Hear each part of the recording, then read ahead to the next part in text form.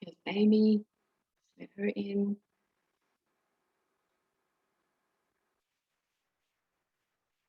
Hi, Amy, lovely. Okay, welcome everyone. You might just have to accept that we're recording this session.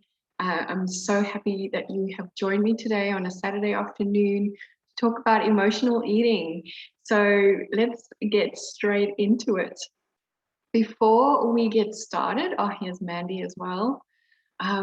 Before we get started, I'd love for you to take a photo of this workshop, just a selfie with yourself either, or just a photo of the actual screen, and just tagging me in your Instagram story or on an Instagram post. On Facebook, the same.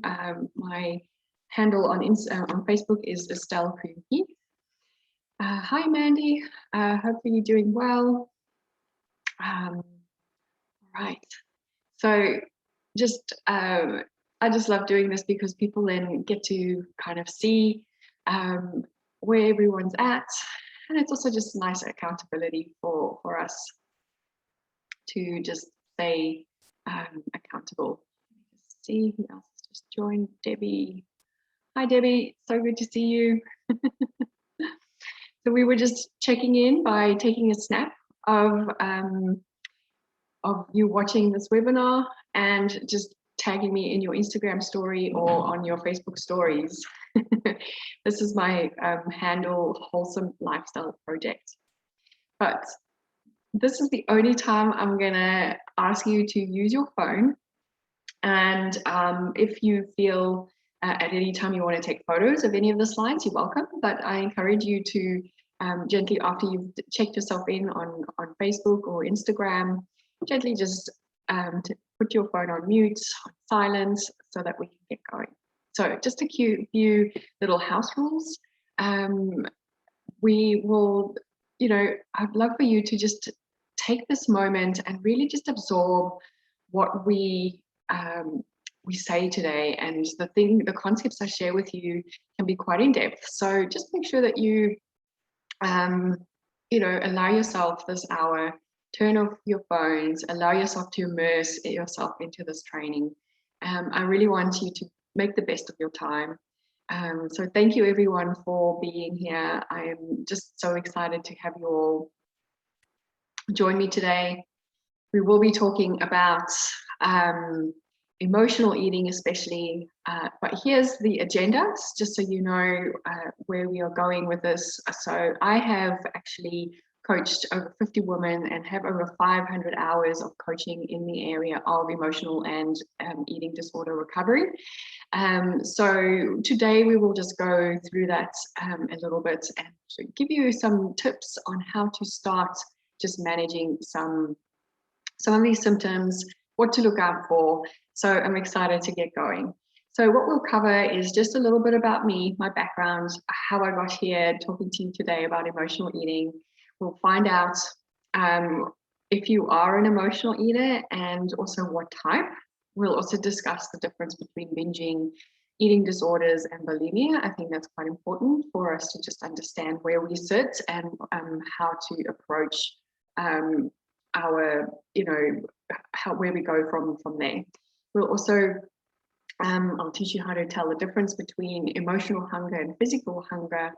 And then I'll take you into some beautiful ways to identify your emotions before you eat, which I think will really help also just support you in emotional eating.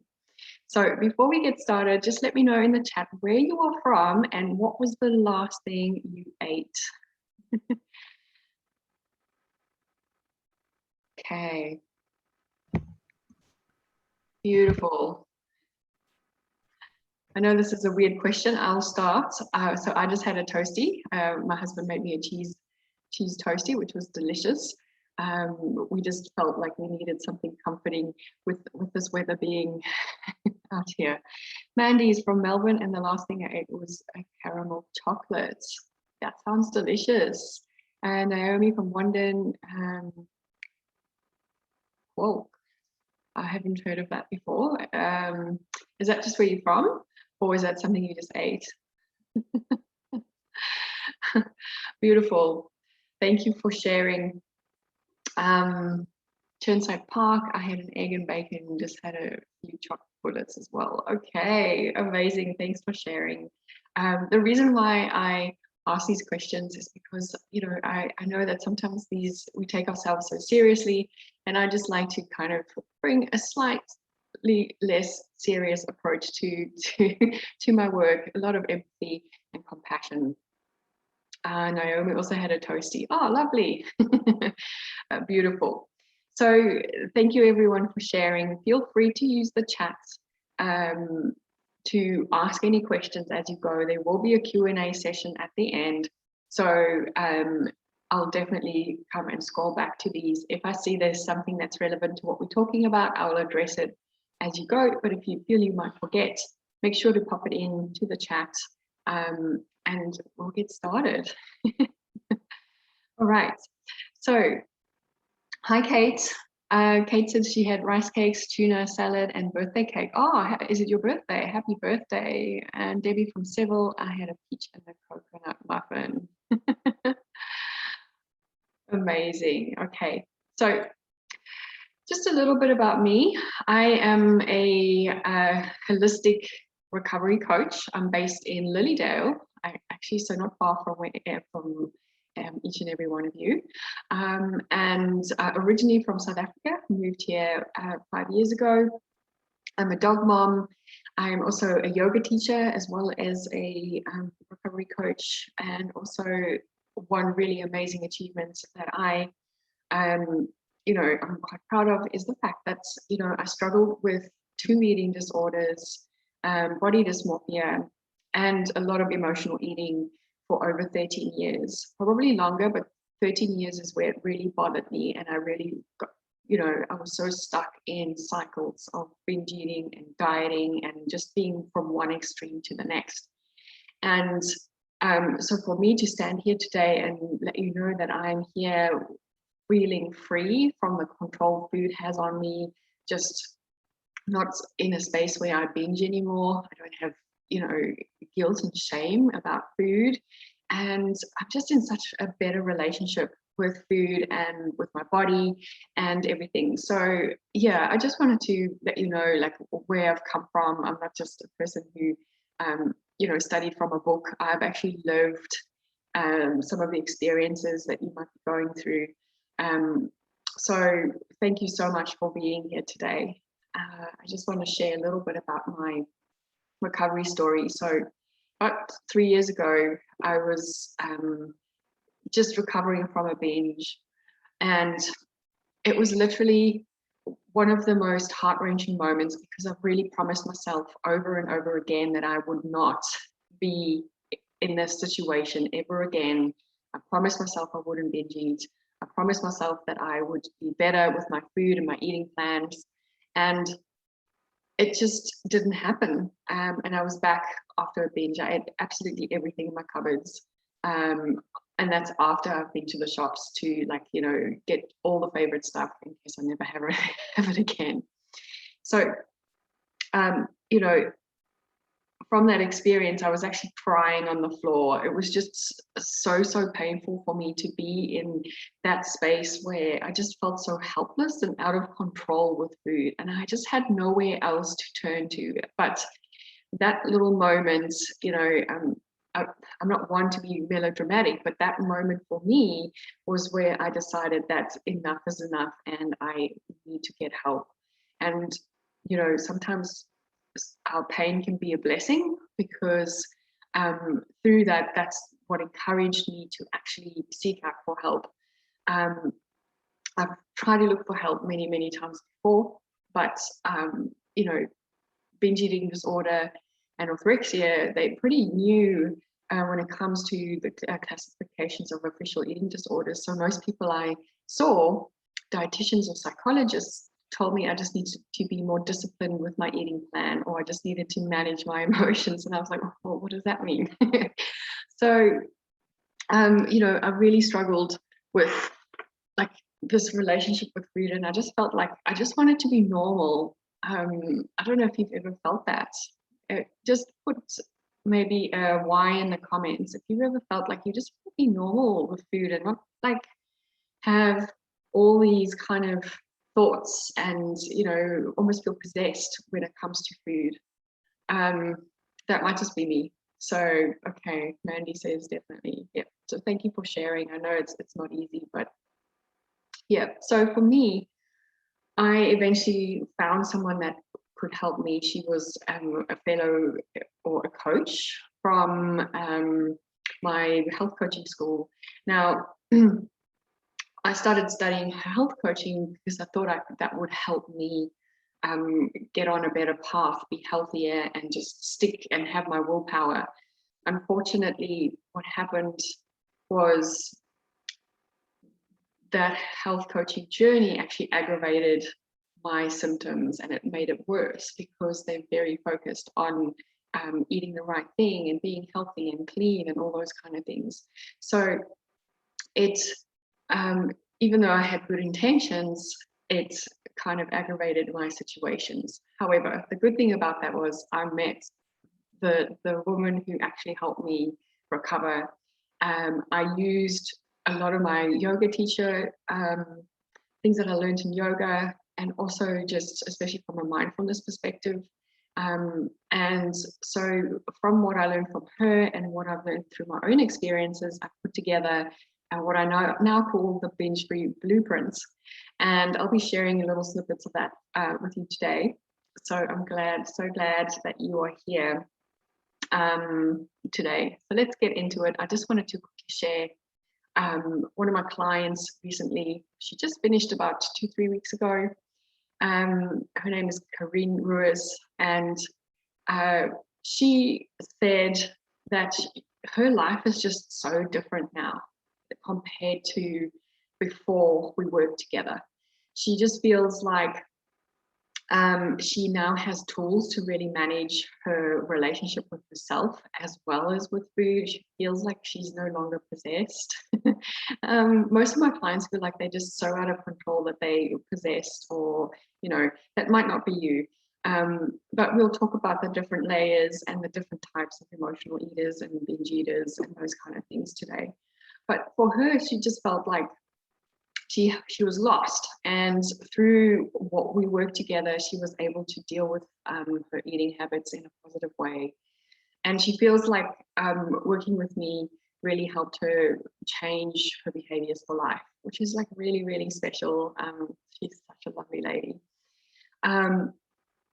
So let's get into emotional eating. Who here has experienced emotional eating? And while you maybe type yes or emotional eating in the comments, I am just gonna kind of paint a picture with regards to emotional eating. So usually what we see in the movies is this woman who, you know, possibly struggling with a breakup, and you see her on the couch with like all the chips in her hair and with wine, and she's just having these meltdowns and just eating and stuffing her face. And obviously that is an extreme form of, you know, example of emotional eating. But, you know, if you've ever felt stressed and you feel better when you eat, then that is emotional eating. If you ever feel like you can't, you know, trust yourself with food because the way you might lose yourself, that is a form of emotional eating. We'll touch on just where that sits on the you know, spectrum of I don't want to really say labels, but just where you sit, just for, you know, for your own interests. All right, so the textbook definition of emotional eating is when we eat for any reasons other than hunger. So, which means that every single person in this world is an emotional eater, right? Because we eat when we celebrate birthdays. We eat when we celebrate a milestone. We eat when there's, there might be something happening at work. So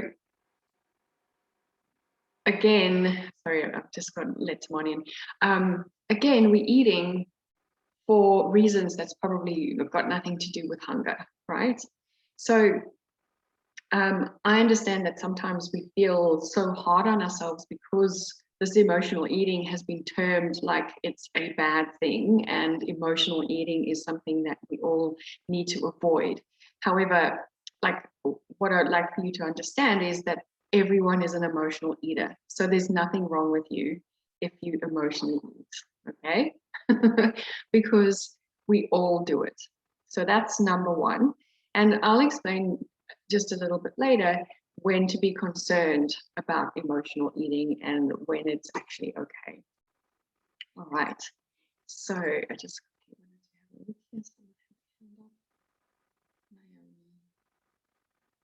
Alrighty. Okay. So there's many reasons why we start eating emotionally, but one of the main things is we are all trained from a very young age to use food to soothe ourselves. And this starts from when we are actually babies. So you'll see that when, most babies, when they cry, they can't explain what they're feeling. They might be feeling an emotion, like babies feel a lot of overwhelm. There's a lot of new things, a lot of frustration when they can't get things right. So they cry. And because they don't know what it is, like they just cry because they feel overwhelmed. Mum obviously then checks, there's probably a checklist that most moms go through, but it's like maybe is it a nappy, is it gas, or oh okay, maybe they're hungry. So baby gets this beautiful, amazing, sweet milk, and all of a sudden there's this distraction. And all of a sudden, we are no longer thinking about what was scary. We are just embracing and using, like feeling this beautiful sensation and the pleasure we get from the milk. And that is why, funny enough, milky foods and like ice cream and anything like creamy kinds of things often become comfort foods. A lot of people tend to go for that when they for comfort because we've been trained that way all these years. So as we grow up, we have so many different times when we get eat emotionally. So you get like you go for an injection as a baby, they give you a lolly. You might, for example, achieve something and there's then a party, or it's birthdays and all those kind of things. However, we don't look at those happy emotional eating things, and we never judge ourselves for eating in those times, right? But we always judge ourselves when we are eating more in the negative emotions, or when we're trying to be healthy and things are just not going our way. So let's talk just about why we actually emotionally eat, and then we can take it from there. So the first thing and reason why we eat emotionally is because of stress. So our bodies produce high levels of cortisol, which is our stress hormone. It's our fight and flight hormone. And often when we are in continued high levels of stress, our bodies need high energy foods. And our bodies know that the high energy foods are your sugars, your carbohydrates, and your high fatty foods, because it knows it can take some of that or most of that and use it if we need to run, or it can store some of that for later just in case, right? So that is why we usually crave sweet things, and that's why we normally tend to eat sugary things when we're stressed out.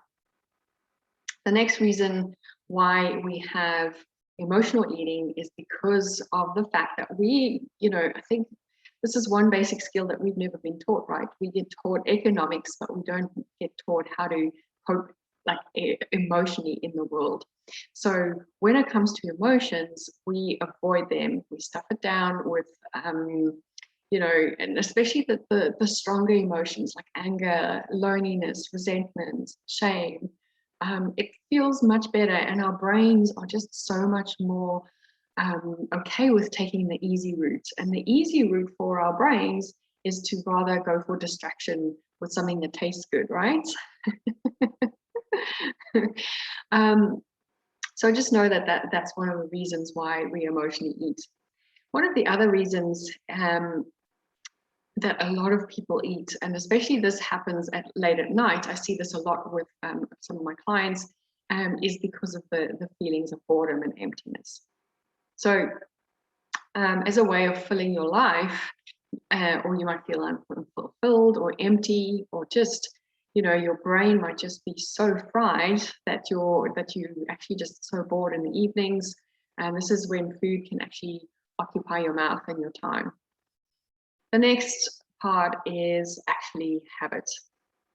So somewhere along the line, we use food either because we're hungry. Actually, a lot of times emotional eating is not actually emotional eating. We think it is, but it comes from hunger. I actually forgot to mention this because 80% of times that we lose control with food, or the reasons why we overeat or binge, is not because of emotional reasons, it's because of hunger.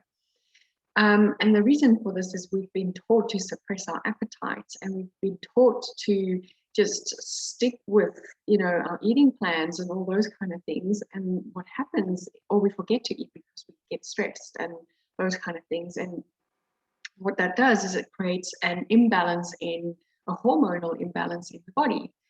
So when we don't eat, we actually create a hormone called, or actually when the stomach empties out, we create a hormone called ghrelin. And this ghrelin tells the brain it's time to eat, right?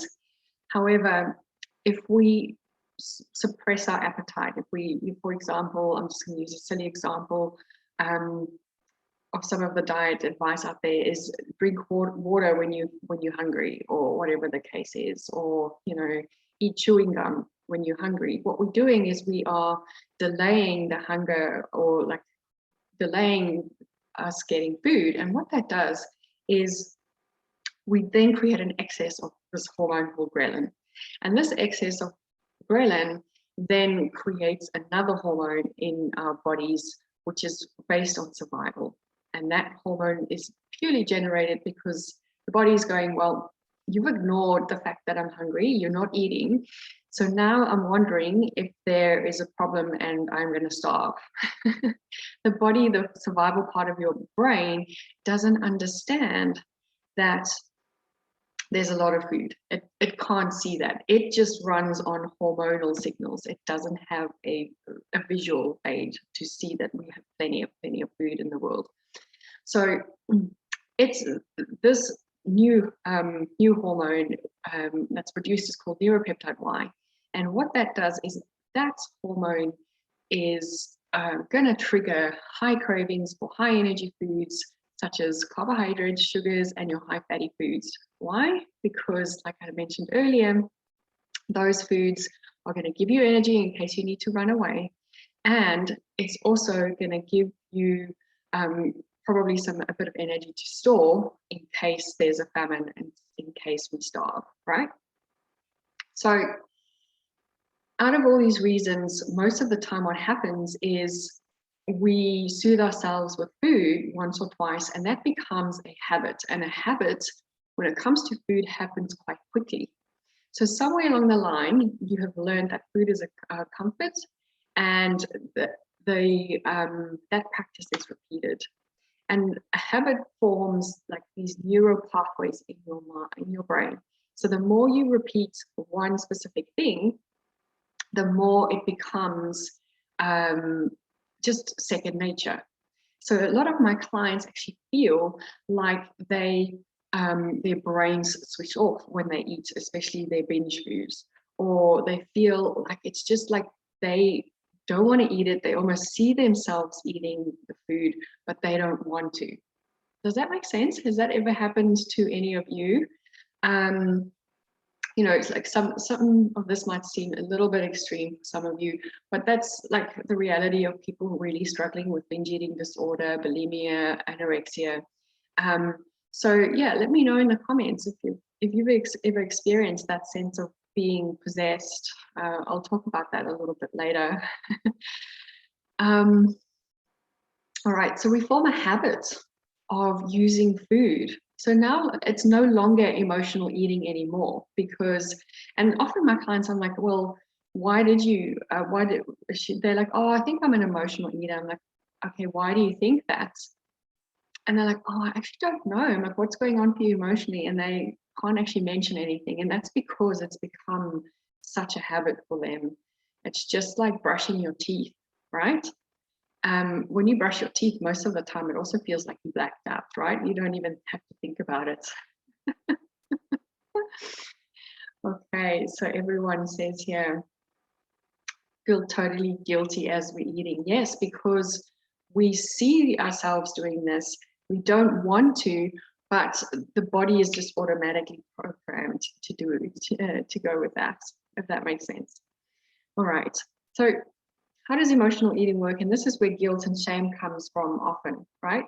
So first of all, you have a trigger, something that happens that makes you feel uncomfortable. This is initially when it comes to emotional eating. So this could be, I often call these wounds or just situations, you know, even like COVID, the fear of the unknown, things that we don't understand. Look how fearful people were in the beginning of COVID, you know, acting irrationally, like stockpiling food and toilet paper and all those kind of things.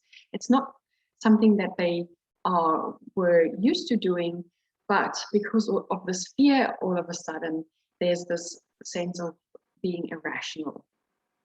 All right, so there's a trigger, and our triggers come from any form, like that could be old traumas, it could be emotional, it can be just things that make you feel uncomfortable, like I said, you know, frustration. And then we actually have this urge to eat, and the urge is actually what causes us to eat in the long run, and that's part of the urge is created by the back of that survival brain that I was talking about. And this urge is going to tell you things like, you deserve it. It's okay, one meal doesn't matter. You can start again on Monday. Do these sound familiar? I just need to get today over with, and then I'll deal with the consequences later. And excuse my French, this is something that I used to hear often. Fuck it, you know, you don't deserve that anyway. So, you know, you're never going to get this right. So just might as well go with it. I'll just check in the chat here. Yes, don't want to stop. Yes. Okay. So grief will definitely, you know, to be honest, my dad passed away about 3 months ago, and I don't think there's anything wrong with emotional eating when we're processing certain things. Sometimes we're just so hard on ourselves because we want to be perfect all the time, and that's what comes out of the diet industry, and you know, all these, I don't know, these theories that we need to be perfect and we need to eat healthy and clean all the 100% of the time, and that emotional eating is the enemy. Okay, so Mandy says 1 minute you're fine and everyone else is sleeping. Next minute there's an Uber Eats knocking at the door. Oh my gosh. Yeah, definitely. Absolutely. So thank you so much everyone for sharing. Like grieving is so hard. But you know, and again, it's because we were never taught how to handle grief, right? We were just led to believe that, you know, we should squash our emotions down. And, you know, then we have the conflicting diet industry world that says, well, you know, you need to be perfect and you need to eat healthy. But, you know, sometimes some emotions are just so uncomfortable, like grief, that, you know, having a small little distraction for like, you know, one or two little meals, I don't think it's the end of the world. Thanks, Amy. Yeah, sorry for your loss as well. Like everyone, I understand how difficult it is to just to lose a parent. So we we get this urge to eat, and it's overwhelming. It's going to tell you certain things, but often an urge is not just a thought. It can actually be uncomfortable feelings in your body as well. Like some people get like a crunch in their throat or extra saliva, or just this is like a real closed off feeling in the chest, right? So what happens is all of a sudden our bodies actually chemically create this uncomfortable feeling, knowing that we will get a binge or we'll get some form of sweetness as a reward. And that's why we then eat when you know you shouldn't. And then we feel guilty about that.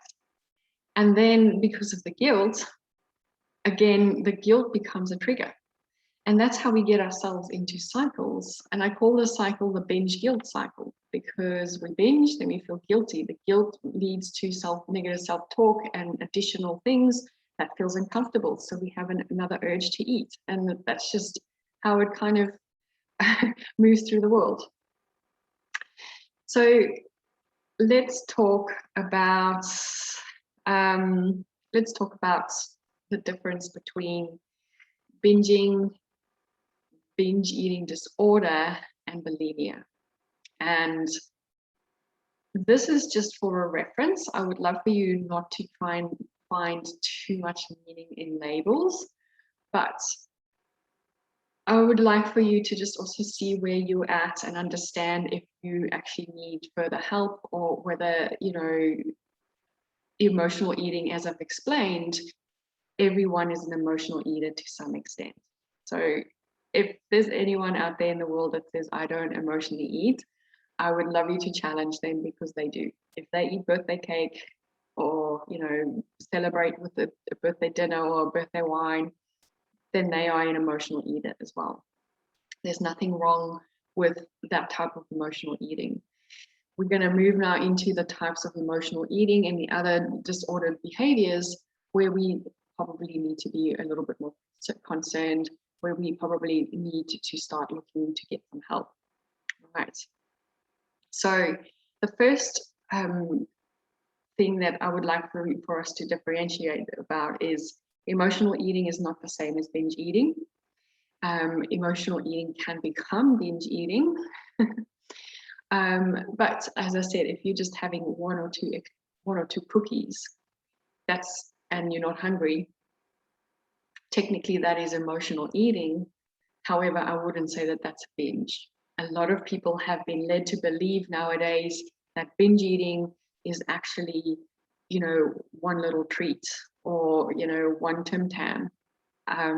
Whereas I would like to just say that, you know, that's not a binge. That's just like having a Tim Tam. Nothing wrong with that. Most of the time, that's probably not even emotional. So when we look at binge eating, just having a binge is where we overeat to the point of excess in certain occasions. All right. It doesn't really distress you so much. So Christmas, for example, can be a really good example of what binging is, right? Because we overeat to the point of excess on the occasion, like Christmas, you know, there's lots of parties. Christmas Day itself, there's so much amazing foods. You want to try everything, right? You're probably going to overshoot your fullness on Christmas Day. But because it's Christmas Day, it doesn't distress you. So even though technically it was a binge, there's nothing really wrong with that. It's like occasional, it doesn't happen often. It doesn't distress you. Here's where the emotional and the psychological stuff comes in. The difference between the more disordered ways of looking with food is the fact that we start adding meaning, and we start breaking ourselves down, and we add guilt and shame onto our behavior. So having a binge or an emotional eating episode is pretty much not really an issue. as I said, it's probably occasional. It happens every now and then. It doesn't bother you. You are not concerned with food that much. There's no real obsession. All right. Then we move into binge eating disorder. So binge eating disorder is when you frequently have episodes of large food amounts in a short period of time. Okay. You have a sense of loss of control when it comes to food. Like I was talking about, you feel possessed or out of control. And with that comes a lot of shame and guilt and regret. So when we start feeling the shame and guilt and regret, we start acting in different behaviors, which we'll touch on after this slide as well. But we start acting in different ways. So we hide, like we hide when we eat, we hide food packaging, we lie about eating, we restrict ourselves and probably not eat after a binge. That's when the obsession starts coming in. We think about food all the time, or we think about how we're going to make up for eating. It becomes like a vicious cycle. Right, so that is binge eating disorder. As I said, you don't have to put yourself in a box. I don't like being boxed because for many years I didn't have a box and I clearly needed help. Okay, I was completely obsessed with food. I over-exercised. I would inject my stomach with all sorts of weird stuff. I would starve myself.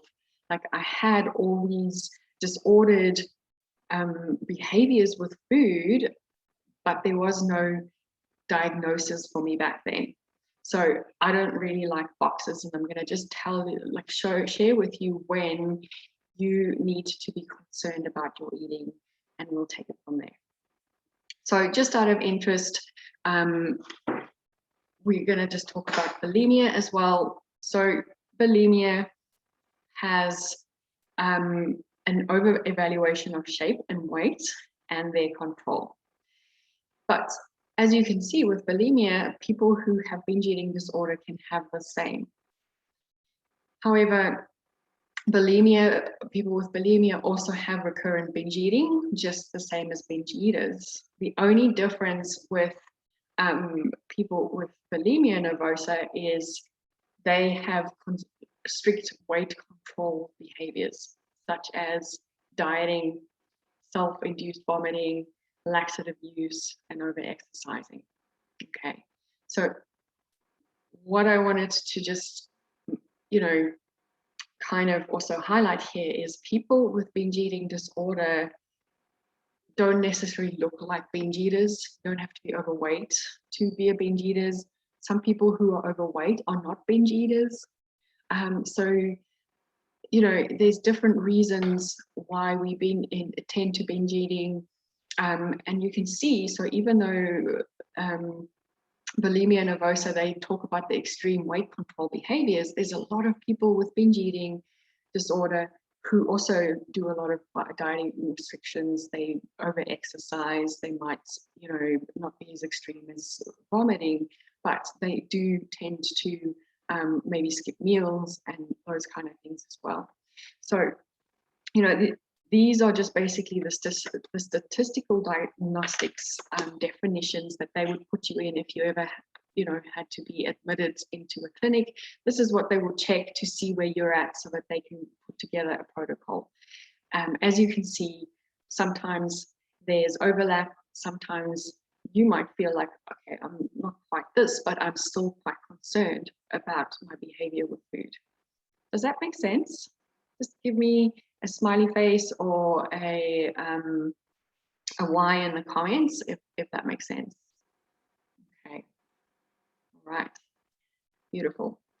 So I've talked a lot about feeling binge eating and emotional eating becoming an automatic process, and people feeling out of control and a sense of blacking out when it comes to emotional eating and binge eating. Like, here we're going to start talking about terms that probably interrelate. But here are just the different types, and I'd love to kind of just see at the end of the slide which one you relate to most. So through my work with my clients, I have seen that there's 5 different types of overeaters, if you want to call it that way, instead of emotional or binge eaters, because what we've established is that emotional eating is not always bad, and emotional eating can actually apply to everyone.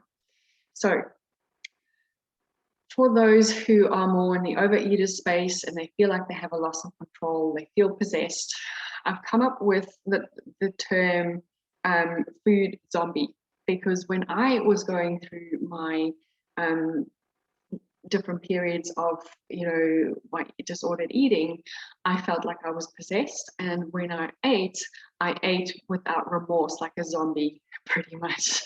Like there's just absolutely no remorse, and I will just deal with the consequences later. And zombies do the same. They don't really care, right? They'll just tear into flesh. So here are the types of emotional eaters. So the first one I've named Anxious Annie. And Annie is a stress eater. She's really good when it comes to food, but she kind of face plants into a bag of sweets when things get tough. And her go-to stress foods are sweets, carbohydrates, and followed with feelings of failure. She feels she cannot trust herself around food, and she feels like she's slowly going down a slippery slope. Next, we have late night Lizzie. And Lizzie does well during the day, but she usually falls off track anything from about 3 p.m. Or she can also be one of those late night binges when everyone goes to sleep, like Mandy mentioned earlier. She finds herself in uncontrollable binges. She often hides packagings and wrapping, eats in secrets, because she can't live with the shame. And she thinks that there's something really wrong with her because of the she fears she'll never be able to stop.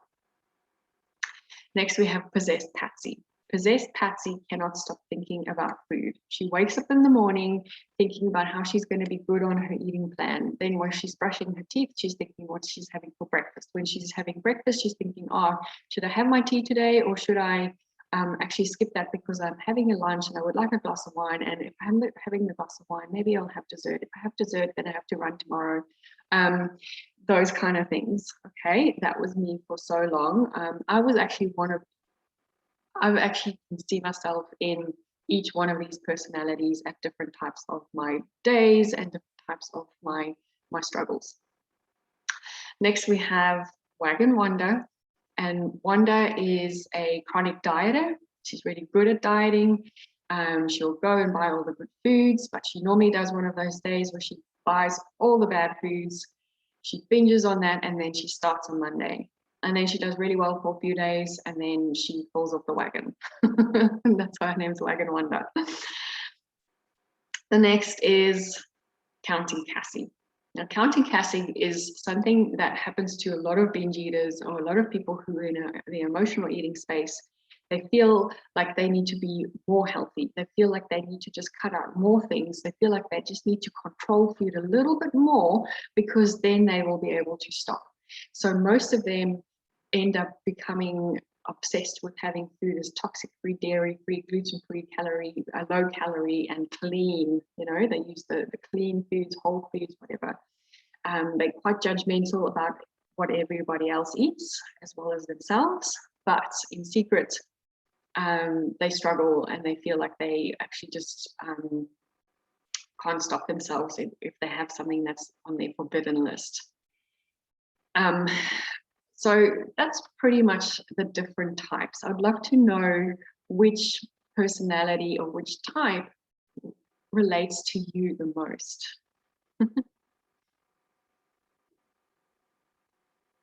Okay, so while you all share in the comments, as I said, for me, I was a combination of each and every one of these as my journey went through. We've got Annie, there's Patsy. Yeah, mostly Anxious Annie. Okay, beautiful. Thank you for sharing. All of them at stages, but late Lizzie. Okay. So earlier, when I mentioned, there's certain ways we box ourselves, or we want to, make sure that we fit a certain criteria before we look for help.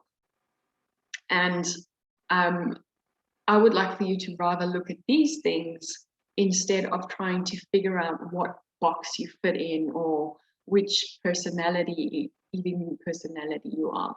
So I'm going to take you through a few little things to look at, just so that you kind of have an idea of what that is. So the first few things is binging until you're sick. So we look at behaviors, hiding food packages, multitasking while eating, which is not always necessarily bad, but if you are overeating constantly and that multitasking is keeping you from, or is keeping you in binge eating, then that is a behavior you need to address. Also, using food to escape. So that is some of the behaviors to look out for.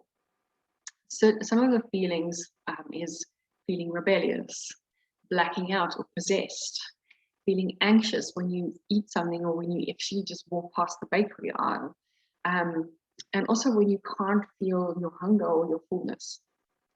So those are some of the things to look out for in the feeling department.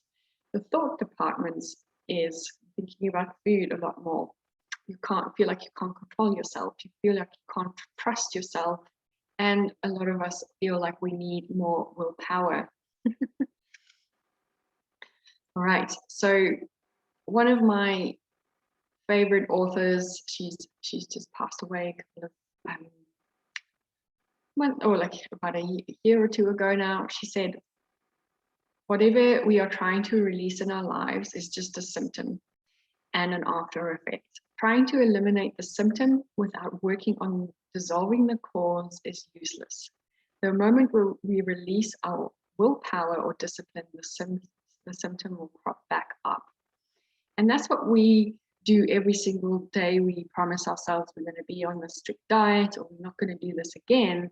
We're hoping that willpower will actually support us. But it's got nothing to do with willpower. So I talk a lot about food freedom, and food freedom is a feeling of being in control with food instead of food controlling you. So type food freedom in the comment box if you're ready to learn how to start managing this. Just learn how to be slightly more okay and not so, you might have some of those behaviors. Food freedom, beautiful. Sue. Mandy's food freedom, thank you.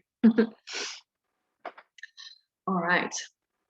So I'm going to quickly teach you how to identify emotional eating, and then I'm going to give you a few things for you to take with you on how to move forward. So emotional eating is quite different physically in the body compared to physical hunger. Physical hunger is usually gradual. You're open to eating anything, so you'll eat an apple, you'll be cool with that. It's felt in the stomach, and it's kind of patient. It's one of those, I'm hungry, but if you're not feeding me right now, that is also okay. Whereas emotional eating is very emotional. It's like comes up suddenly. It's usually a craving for something specific, like, oh, I'm just needing that chocolate right now, or I'm needing that ice cream, or I'm needing that glass of wine, whatever the case is. Usually emotional eating is felt mostly in the throat and in get a lot of extra saliva. Some people actually clench their jaw as well, and it's quite urgent. So just a few little ways for you to kind of identify if your hunger is emotional or physical. And once you've discovered that, then I will just share with you that the stuff that I'm going to show with you now is what I share with my clients, which I've taken over 50 women through my binge-free blueprints in the last 2 years, and they have just actually thrived from just applying these principles. All right, so now that you kind of understand how to identify and feel what emotional eating or emotional hunger is, let's look how to manage our emotional eating. So the first thing we want to do is honor our basic food needs. And beginning of the talk, I actually mentioned that Sue says I'm all the emotionalist. Okay.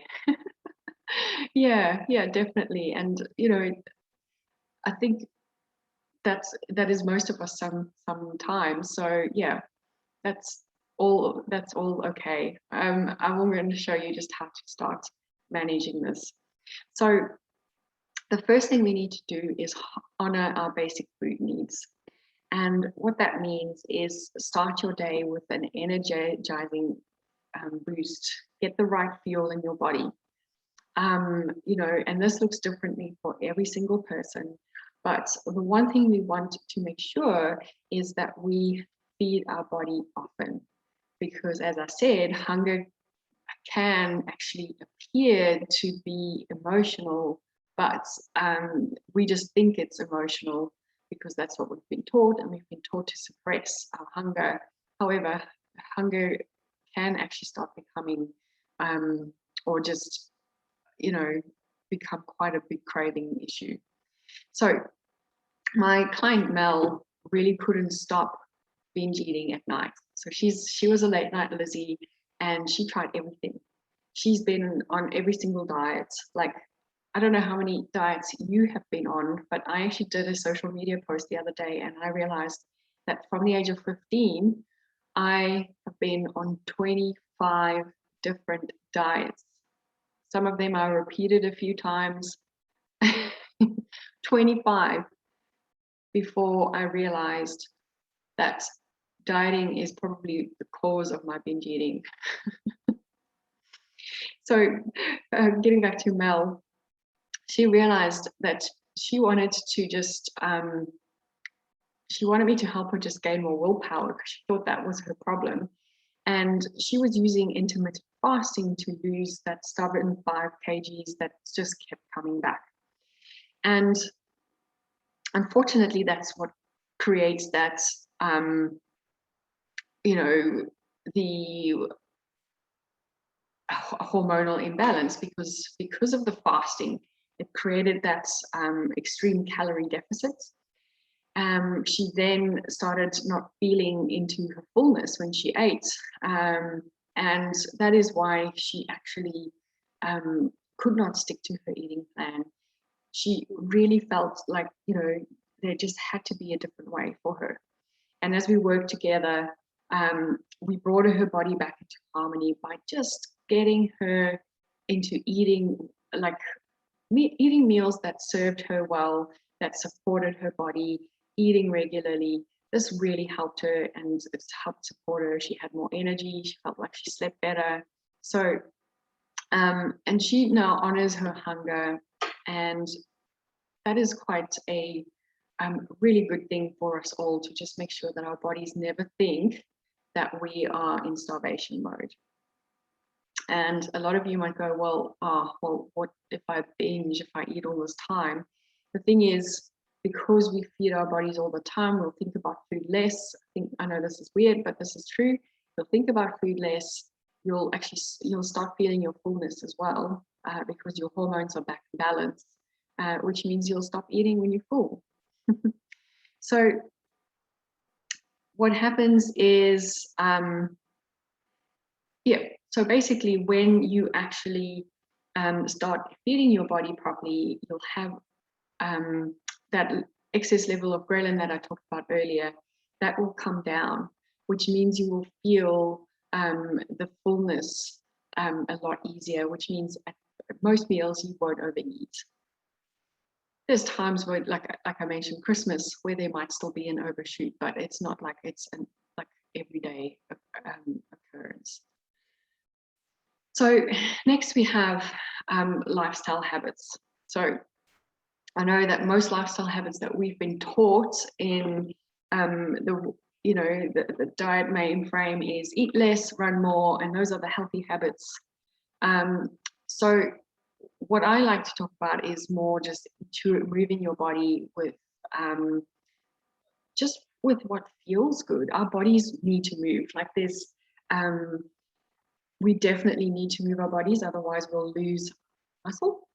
But Um, Instead of trying to force yourself to exercise in the gym for hours because you know that's the way to lose weight or to do whatever, it's not going to serve you in the long run, and it's probably not supporting your body. If you are over exercising, you're also creating hormonal imbalances, which means more loss of control with eating. We also need to make sure that we have time in our days where we get to decompress, relax, and unwind. And this is not the same as putting our feet up in front of the TV, unfortunately. This is actually time where we actually let our minds just calm down. Other things is planning, manage your day better, manage your meals better, just doing a lot of meal prep and those kind of things is really going to help us not feel emotionally overwhelmed, which means that we can actually move forward. And then one of the big things that I work on with my clients is emotional healing. And I teach them how to start understanding emotions and how to deal with them throughout the day so that they don't feel at late night that all of a sudden there's this bomb that they need to go through and process or avoid, if that makes sense. So one of the big things that we talk about when it comes to emotional wounds is most of the time we run on these old emotional wounds that have caused patterns of using food to cope. And so when we can actually release some of those emotions and we cope with our emotions, that's when we will start actually letting go of some of the emotional part of our eating. We'll be able to manage anxiety around food, and also we are able to nourish our mind and body without food. So I quickly just wanted to take you through a little visualization exercise. So if you have a pen and paper, just gently put that down and we'll just quickly, if it's okay, I'll guide you through a little visual journey. So let's just take a moment to sit comfortably, put down your pen and paper, relax your shoulders and close down your eyes. Just inhale deeply through the nose and gently release all the air out of your mouth. Let's do that again. Inhale deeply and exhale. Release. So every time we inhale fresh possibilities. And on the exhale, we release tension in the body. And just gently follow this ebb and flow of your breath. And I'd like for you to just imagine that it's about 10 weeks from now, around the 6th of December. And you have finally found food freedom, like I talked about earlier. You can't believe it. You never thought it would be possible. You finally have control. You were able to just walk past the chocolate aisle with even the slightest urge, and it feels amazing. There was no internal battle to just get a small piece of chocolate. You just pass through the chocolate aisle like it was a stationary aisle. How would that feel to have that control? To not obsess, to not get anxious, to not get stressed. How does it feel to make conscious and deliberate decisions about food? Maybe one day you have the chocolate and the next day you don't. And that's totally okay. Because you chose whether you're eating that or not. You're able to mindfully indulge without being triggered into a massive binge.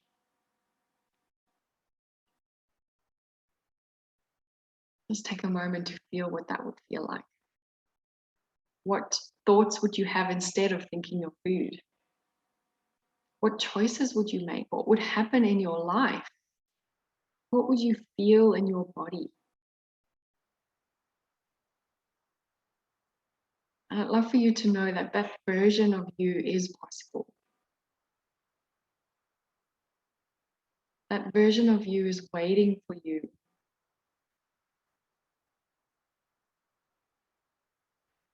And I'd love for you to just lean into this future version of you. And what advice does she have for you?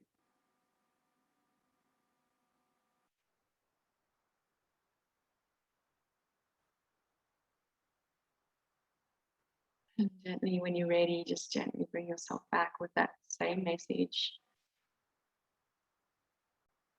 Wiggle fingers and toes.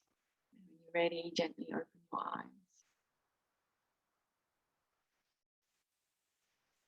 Okay, so let's just quickly do a recap.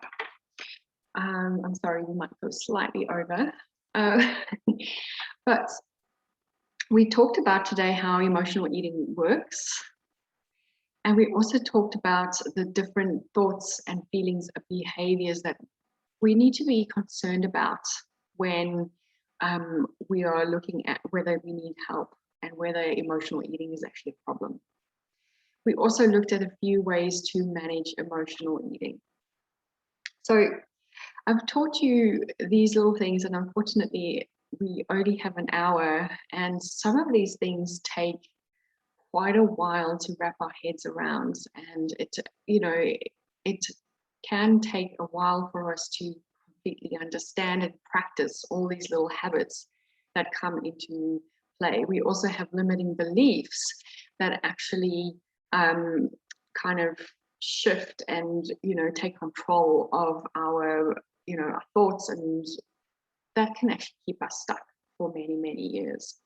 So if you would like for us to skip that trial and error, and you would like someone to actually just show you the way on how to, like I like to call it, rewire your emotional eating or overeating brain, I'd love to just share a way that I can support you in doing that.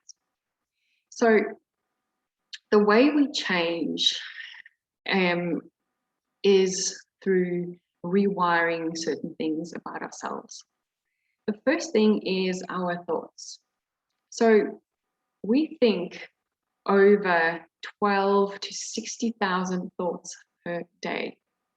And 95% of those thoughts are the same from yesterday, of which 80% of those thoughts are negative. Okay. So if we are thinking about food, it's not a surprise that we're thinking about food today. It's because yesterday we were thinking about food. If we were thinking about guilt and shame about what we eat, it's not just today. It's something we've been repeating for years and years and months and months.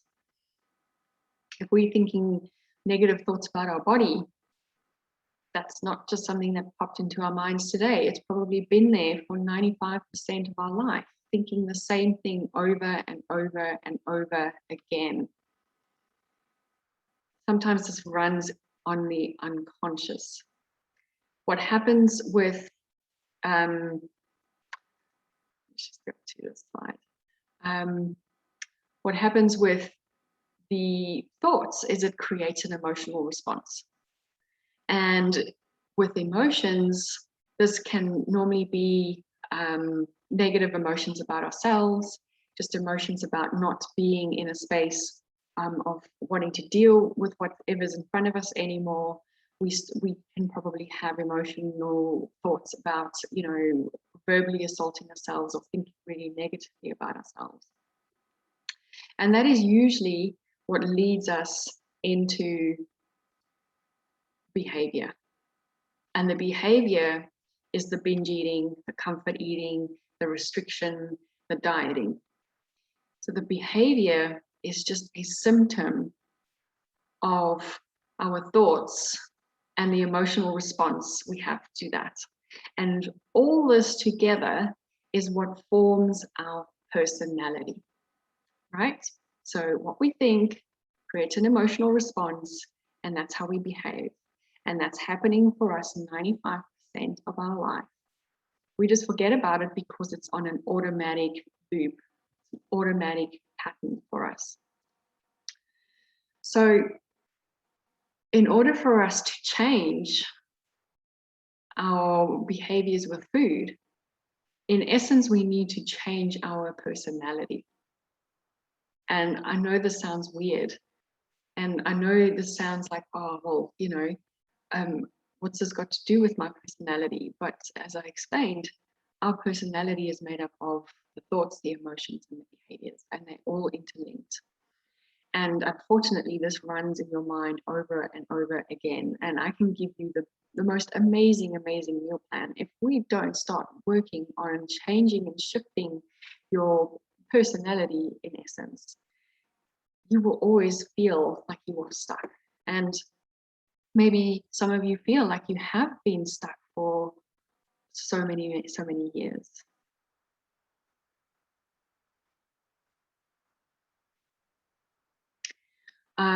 So Mandy asked if these techniques, you're able to work with them slowly with my clients. Yes, because it takes a while to rewire this process of the thoughts, the emotions, and the behavior. It doesn't just happen overnight, you know, and that's what I think what happens when we get a new meal plan or we get into the latest diet, the 30-day cleanse. Everyone's like, yes, I'm going to sort out all my issues in 30 days.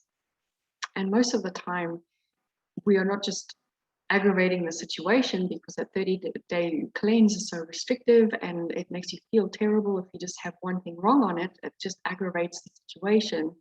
It's also just feeding you back into the same patterns of negative thoughts, having an emotional response, and eventually binge eating. You know, like it just kind of continues.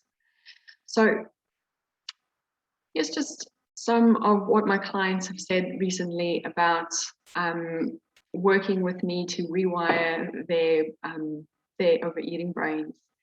Nikki said that she knows what she's talking about. She's been there herself and she's got the experience and the training and expertise, and more than anything, she's got a big heart. Oh, Nikki was so sweet. And you know, Vilma Wood said her guidance and support I was able to realize that I could trust myself with food and make healthy choices. So just know that these things are possible if we start slow and we start moving in the right direction in a slow way, but also in the right steps in the right time, which is what I want to share with you in the Rewire Your Overeating Brain Mastermind. So the Rewire Your Overeating Brain Mastermind is an 8-week step-by-step program where you go from feeling like you're in food prison, some of my clients have said, to feeling actually normal with food. This is where you actually get to heal your relationship with food, to get to understand your current thoughts, your emotions, and your behaviors that actually drive you to stay stuck in this vicious cycle that you might have repeated for so long. Here, who was it? Sue said 67 years of trying and struggling.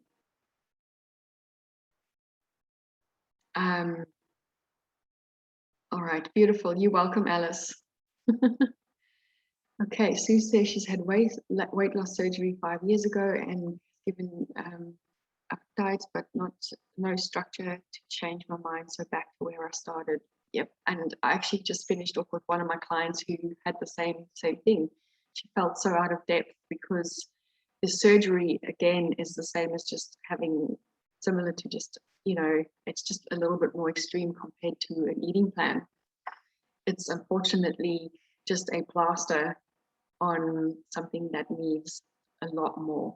And that's the thoughts, the behaviors, the emotions that you need to go through. So just understand so through the process, we start understanding your current thoughts and behaviors with food, your bio-individual needs on nutrition. We make sure that you kind of understand what it looks like to feed your body when your body needs food. We give you the tools to rewire your brain so you never feel the impulse to binge again. And usually about 3 weeks into the program, my clients are already saying to me they're sleeping better, they're not thinking of food as much, their binge eating has reduced, and that's just within the first 3 weeks. Then the next one we start looking at healing the emotions, because if we could do all the work in just trying to eat healthy and everything else, but like I said, if you can't deal with your emotions, if you can't heal some of the old traumas and things that have kept you and started the eating, comfort eating in the first place, you'll always be in that repetitive loop of 95% of the time being stuck. So in this section, we break through emotional hunger and negative self-talk. We learn to cope with our emotions, which is so important. And we get to nourish our minds and body without food. So like, who would like that? Who would like to just be able to nourish yourself without food? I know that was a dream of mine for so long. In the last part, we actually start building habits that last. And I teach you how to stop self-sabotage, stop the yo-yo dieting, indulge without being triggered. So you never have to go on a diet again. No one likes being on a diet. No one likes being restrictive. And, you know, through the work I've done with my clients, through my experience, I realized that dieting is mostly the cause of most people's issues and diet mentality. So I teach you how to rewire all of that so that you get the most amazing life and just feel normal with food, like I talked about earlier. So the Rewire Your Overeating Brain Mastermind is an 8-week program where we have 8 group sessions. You'll have some amazing women that will join you along the way. Each week you'll receive direct support and coaching. You'll also have a group coaching call. We'll dive into your specifics of where you're struggling and just help you to navigate through anything that you are struggling with and any support that you need. You also get a private community where you get to chat about how you feel. You know, it becomes like a sisterhood. People just support one another. I'm in there all the time, just helping everyone get just a little bit more guidance, which is not something you usually get when you go to a therapist or even some of those clinics that work with binge eating disorder. You don't have the in-between community support like you'll have in this amazing program. So through that, you just you can ask questions, you can share feedback. You know, this is not on social media. We have a private community where we can actually just focus on the task at hand, support one another, and also just get additional help when we need. All right, so you'll also get daily access to me. And what that means is that during the program, I am on text and message support, voice note support, video support with any question that you have. I understand that binge eating or losing control of food does not happen when we are, you know, in a session. It usually happens, you know, anytime but in the session. So I actually support you through the way and just helping you get to a place where you can be comfortable with messaging me saying, Stel, I want to binge. Stel, I've just binged. Stel, I'm just feeling so stressed out. Whatever you need, you have me in your corner to actually support you along the way. And then we also have a few amazing bonuses. So you get lifetime access to all the content, all the trainings, so that if you ever need to go back to anything you've learned, you're welcome to refresh. You also, you know, have an amazing little portal where everything is just nice and handy so that you don't have to worry about either losing any of the content. Then you also have amazing bonuses. The first bonus is actually some individual time with me, where you get 3 individual sessions with me, where you'll still have the group sessions, but you get me on top of that to actually help you with your specific needs. In a group, We obviously try and be as specific as we can with each and every one, but the one-on-one support is just so amazing because we can look at exactly where you're getting stuck and how we can move forward. And, you know, that is really like most of my clients who have the one-on-one support just feel like that's really just so valuable, because we troubleshoot, we get to the bottom of things, we can delve into the more deeper emotional things that you might not want to share in a group setting. The second thing we have is 2 months access to my Beyond Overeating Recovery and Yoga membership. And this is a brand new platform that I've released. So you will have yoga videos, you'll have extra talks on recovery, you'll have extra workshops, everything is in there. You get 2 months of that complimentary through the process. And you'll also get my brand new mindful eating meditation bundle, which has just released today. And here you have a few meditations, journal prompts, as well as just some checklists to help you start on a mindful eating journey. This has just been like one of the things that I put together because I knew how people just really struggled with just even starting the process of eating mindfully. And you know, it's not as easy as it seems. Let's just eat mindfully. It normally takes quite a bit of practice, and I put that all together into a nice little bonus for everyone who joins. So I know my slides are a little bit weird, but okay, so we'll open up for questions in a moment, but I quickly just wanted to share the program starts on the 11th of October, and we haven't picked a date yet particularly because people still they are all signing up. So what I do is I let everyone sign up first, and then we pick a day that suits everyone for the group calls. It's important that everyone's able to come to the group sessions. We obviously record the sessions, but we would like people to be there so that they can get support in the session. So what you get with for the program, just in summary, is 8 weeks of workshops, lifetime access to everything, a private community, daily access on text and voice, 3 private one-on-one coaching sessions with me, and 2 months access to the Beyond Overeating Recovery and Yoga membership. So the price for that is $1,497, but because I've just relaunched this, we have an early bird price of $997, so there's a nice little saving there. And I also have a few installment options, so you can feel comfortable with just to make payments a little bit easier for you. So what I'll do is I will pop the link for that in the chat. I'm actually just going to stop my screen share, and then we can actually get to Q&A. Beautiful. Oh, okay. Just pop the link to that in the chat. You're welcome to, what I might do is stop the recording, and then if you feel more comfortable,